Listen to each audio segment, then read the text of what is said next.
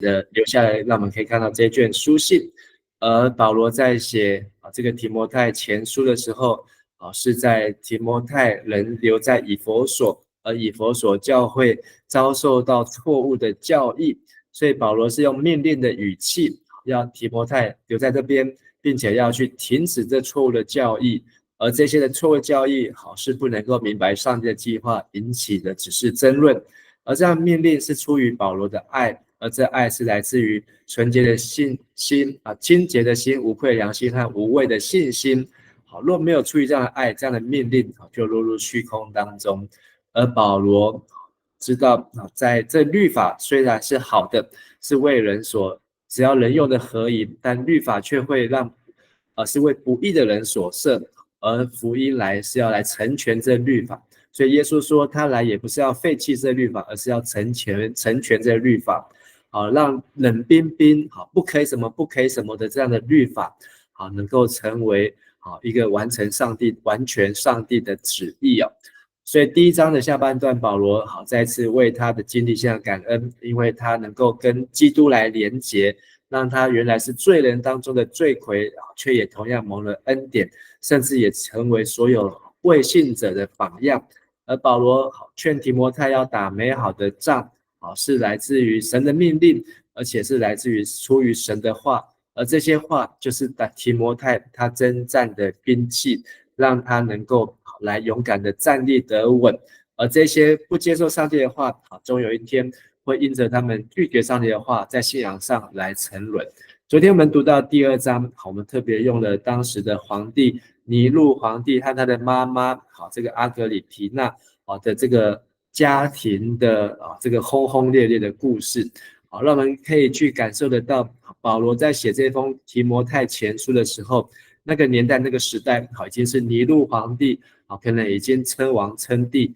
甚至开始在行事怪癖的时候，所以保罗提到要为万人，特别为君王，而这样的祷告是能够让整个不是只有我们，是让整个国家帝国都能够得到上帝的悦纳。上帝的旨意是要人人得救，而得救是通过这位中保耶稣基督。所以保罗他也是试着能够在各样的，不管是希律王也好，或是他要上告开撒皇帝也好，都是盼望能够在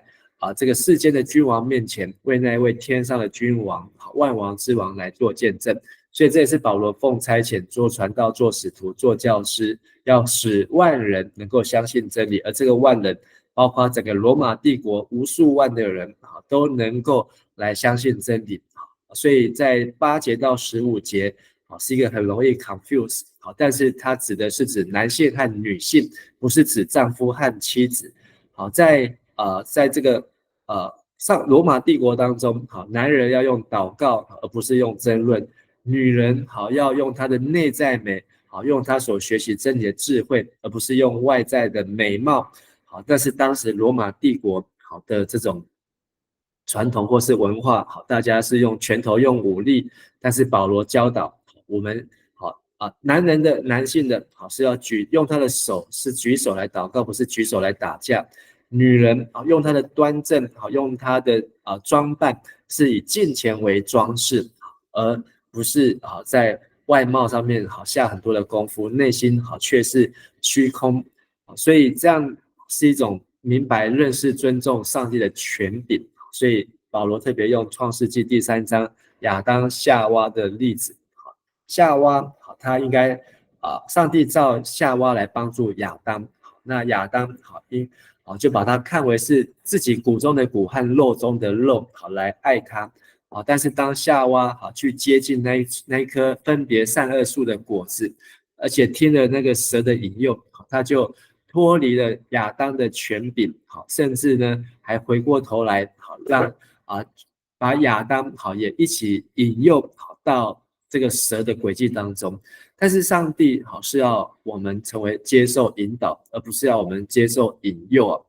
所以即便上帝给人祝福变成咒诅，但是通过耶稣基督又让人所得到的咒诅能够因着耶稣基督得到祝福。那在我们可以观察保罗他的人生模式，好，在特别提摩太前书有讲到，他过去的改变他是罪魁，现在的情况好，他是使徒，他是教师，他是奉命受差遣的，而他将来的盼望好，就是持守爱心和信心，好，使万人人人得救，得以认识真理。好，所以保罗的人生模式从过去、现在到未来改变，而他的人生的目的，好，过去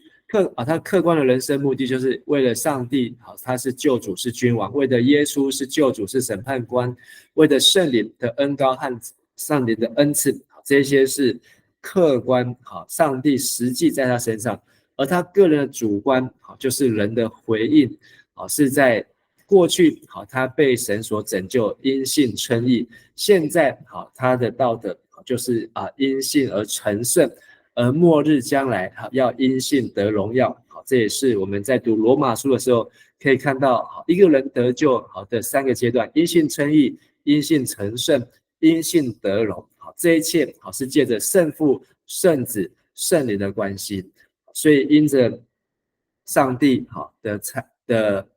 救赎的计划，好，让我们能够借着耶稣来到他面前，好，坦然无惧。而另外我们可以看到的是提多和提摩太，好，另外2位保罗属灵的儿子，好，第3位属灵的儿子叫阿尼西摩，就在腓利门书当中。提多他的个性非常的 tough， 就是坚强坚定，好，他的是一个外邦人，没有受割礼。提摩太好，相较提多好，年纪比较轻，个性也比较柔弱，比较温和，而他是一个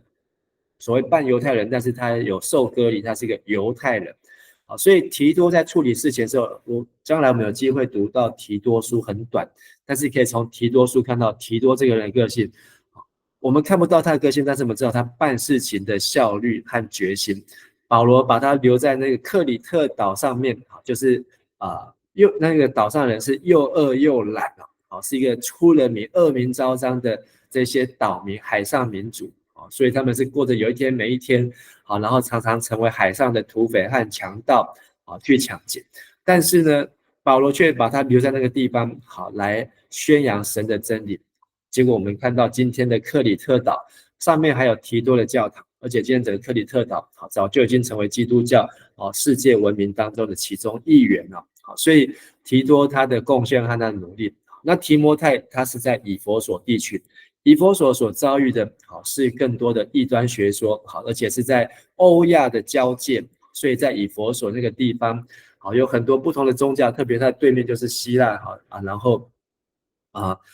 土耳其等等，好，所以是有很多的诸宗教，而在那个地方很多的异端传说，好，是更不容易需要用耐心好去教导的。好，今天这段文好这一段经文第3章有3大段，第一段讲到教会的领袖，就是指长老监督；第2段讲到教会领袖的助手，这是现在中文译本的翻译，好，就是指执事。好，第3段好讲到保罗他有一个极大的奥秘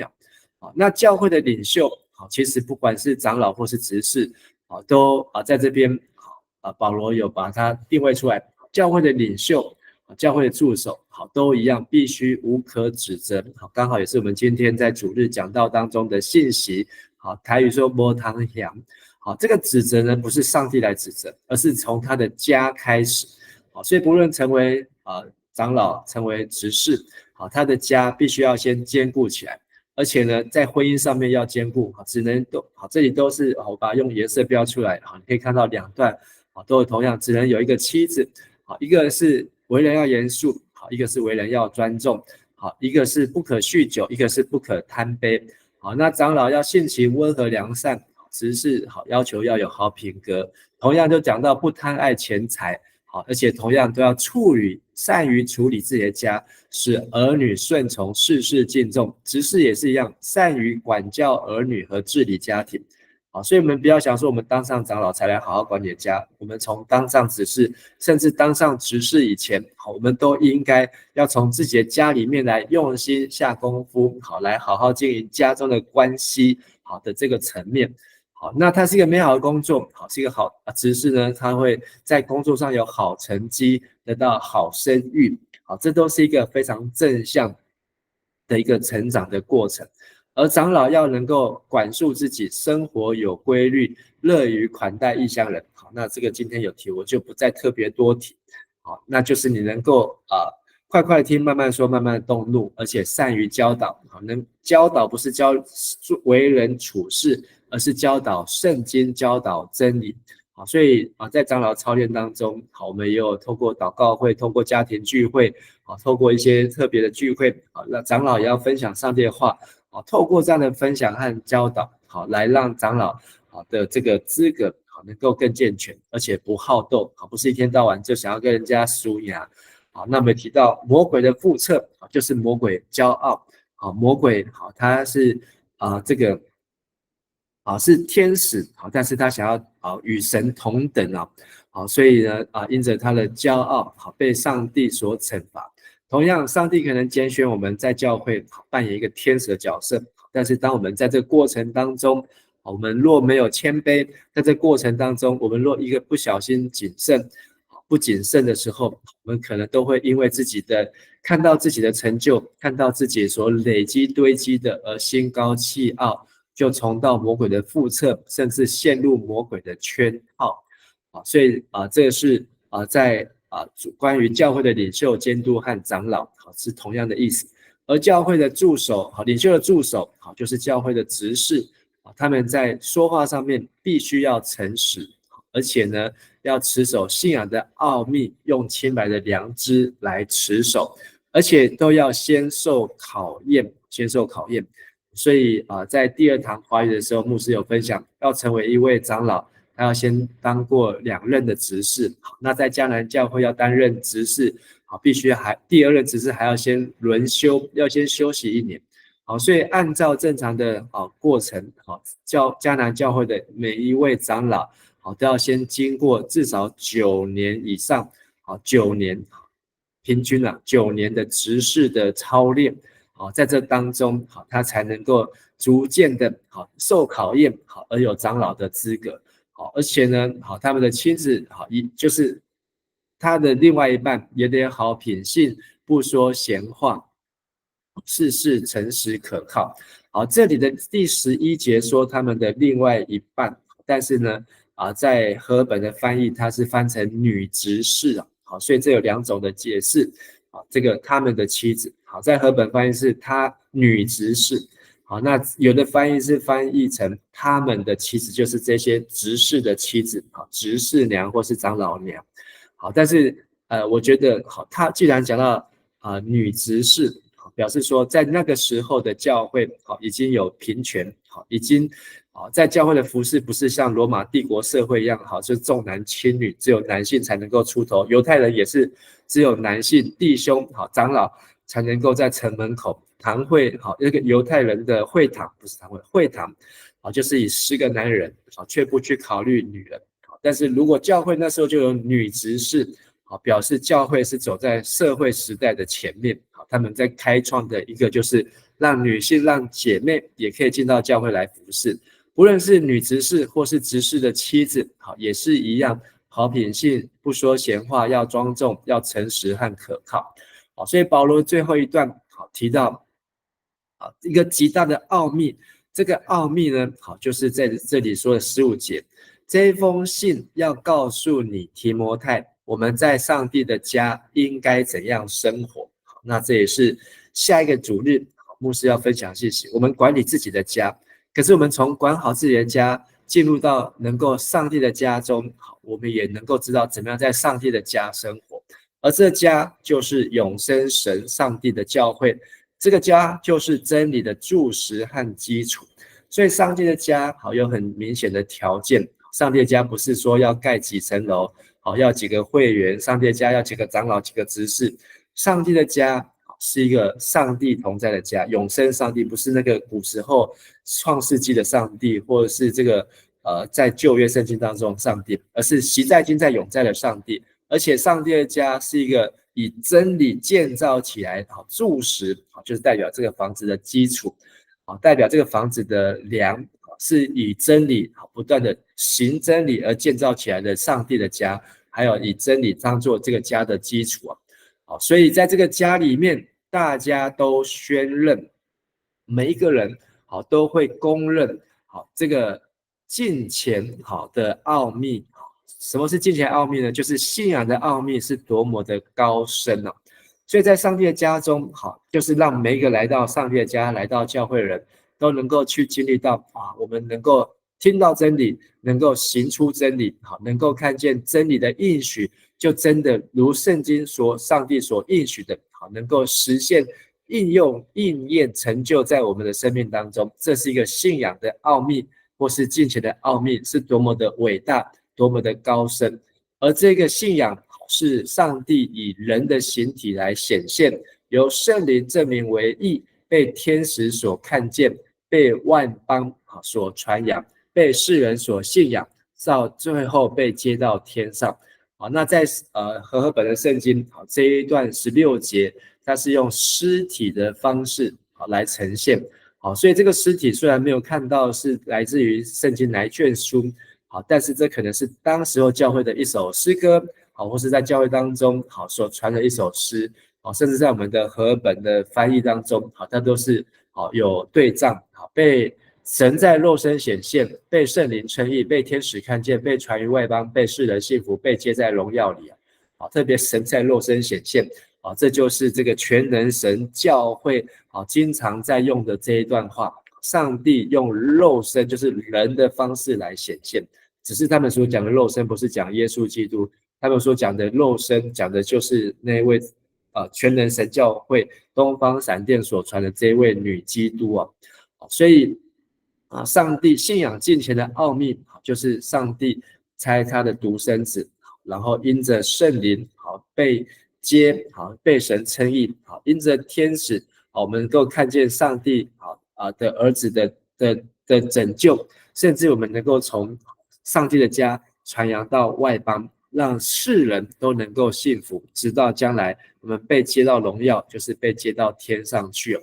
所以今天这段的经文，我们可以看到保罗用第3章讲到教会以弗所教会遇到的异端，与以弗所教会遇到的纷争，甚至以弗所教会在当时罗马帝国年代当中，看到那时候在上位的君王，或是那时候的政府、社会、国家如此的动荡，国家也乱，教会里面可能内部也乱，但是能够稳住教会的不是提摩太一个人。保罗教导提摩太，你要稳住教会，就是你要培育教会的领袖，就是长老。你要帮助长老能够兼顾，就是要培育教会的执事。所以保罗给他一个很清楚的路线，就是你来到以弗所教会，你要来帮助人成为教会长老，你要帮助人成为教会的执事。同样在我们的迦南教会当中，我们也期待每一个弟兄姐妹有一天都能够起来服侍，有一天都能够起来成为执事，能够起来成为长老。不管教会内部或是教会外部的世界环境怎么样动摇，但是因为有这些的长子在，就让教会能够坚固。所以你会看到一个很特别的，在这个以弗所教会有长老有执事，那谁是牧师呢？谁是以弗所教会的牧师呢？有人说那时候教会没有牧师，但是保罗在以弗所书就说他所赐的有使徒，有先知，有教师，有牧师，有传福音。所以牧师这个字呢，其实在初代教会就已经保罗那个年代就已经有。那提摩太算不算牧师呢？提摩太基本上就可以像是这个教会的牧师，只是提摩太他很年轻，我们读到后面就会知道不可掉人小看你年轻。在第4章的地方，保罗就告诉提摩太，就是即便你年轻或是成为教会的牧师，但是你的责任就是要来建立起教会的长老和执事。那请问提摩太他是不是一直都在以弗所？或许是因为我们昨天有看到他是忠心，当他死的时候他也是在以弗所，但是提摩太也是跟保罗一起同工。不要忘记保罗的4次布道旅行加上第5次罗马监狱出来，这个路线当中提摩太都是大部分跟着保罗一起移动，一直到一个阶段之后，保罗才把提摩太留在以弗所。所以今天3章的1到7节讲到了监督要向外行，就是他要在外面有好名声，有好名誉，免得被毁谤，所以让自己跟自己的家庭还有让教会。而执事呢，要从内起，就是他比较注重从内在的生命、内在的家庭一步一步的做起。而当有监督、有执事，我们就能够在神的家中有一个神所喜悦、神家中的生活。所以监督向外行，他就是要乐于接待客人，然后他要随时预备，要善于教导，而且他也要懂得征战，知道他所征战的不是与那属肉体的征战，是那与那执政掌权管辖黑暗世界幽暗世界的这个恶魔来征战。所以他懂得运用祷告的权柄，在属灵的征战当中，借着圣灵的宝剑，就是上帝的道来灭尽那一切恶者的火攻来的点着火的那些剑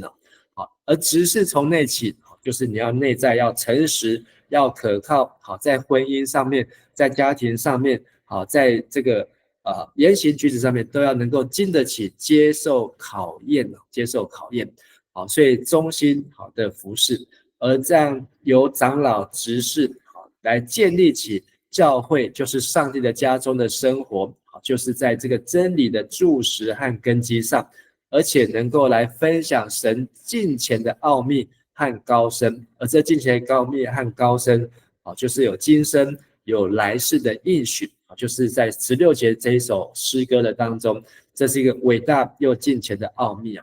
所以今天的金句也是我们今天做礼拜所读到的。一个人若不知道处理自己的家，怎能看顾上帝的教会？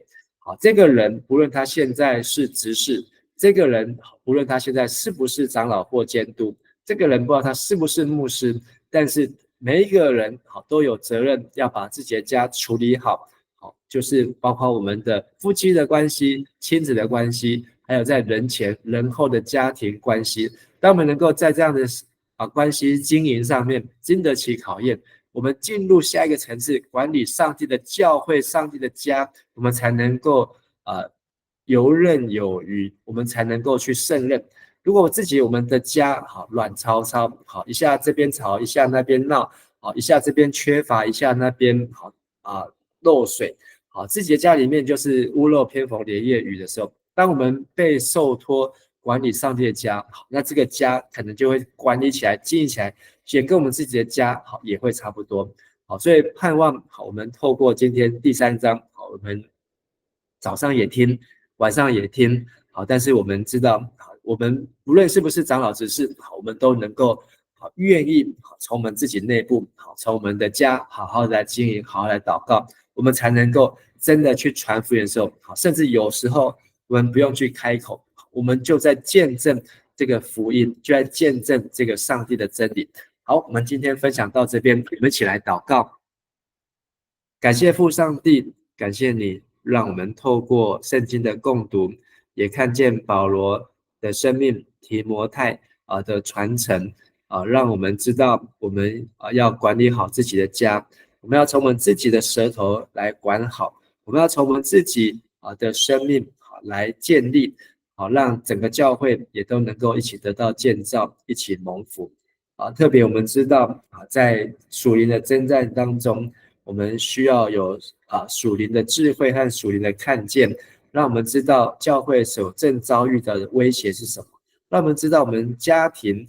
当中目前所遭遇到的威胁是什么，让我们举起祷告的手，让我们以敬虔为装饰，让我们能够事事顺服神，安静学习等候，让我们能够来明白并且活出上帝的旨意。也愿上帝你的话语再一次光照我们，并成我们脚前的灯，路上的光，成我们的帮助和力量。我们这样祷告祈求，奉靠耶稣的名求，阿们。感谢大家，大家晚安，大家平安，晚安，晚安，